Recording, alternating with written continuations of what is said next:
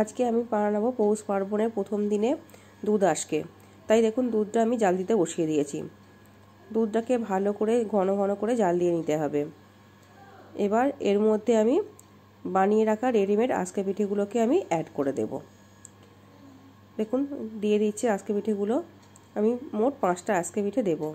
আমিও কখনো খাইনি, এবারে প্রথম বানাবো এটা, তাই 5টা দিয়ে দেখি কীরকম টেস্ট হয়। দেখুন সবগুলো দিয়েছি। এবার দুধের মধ্যে ভালো করে আমি এগুলো ডুবিয়ে দিলাম। এবার যতক্ষণ না ফুটে ওঠে ততক্ষণ অপেক্ষা করতে হবে।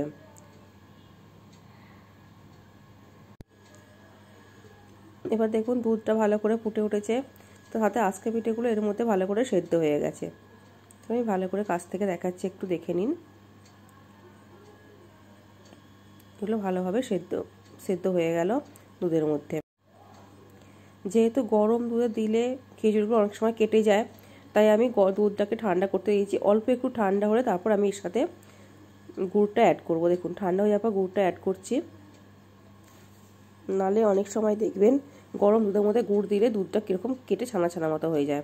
তাই এটা আমি দিয়ে আগে টেস্ট করে নিলাম, অল্প অল্প দিয়ে তারপর আমি একটু বেশি করে দেব। দেখুন রেডি হয়ে গেছে আমার দুধ আজকে। এবার এটাই পরিবেশন করে দেব। এবার যারা আর একটু মিষ্টি খেতে ভালোবাসেন তারা উপর থেকে একটু মিষ্টি গুড় ছড়িয়ে দেবে, দেখবে খুব ভালো অসাধারণ টেস্ট হয়। এই ছিল আজকে আমার ভিডিও। টাটা।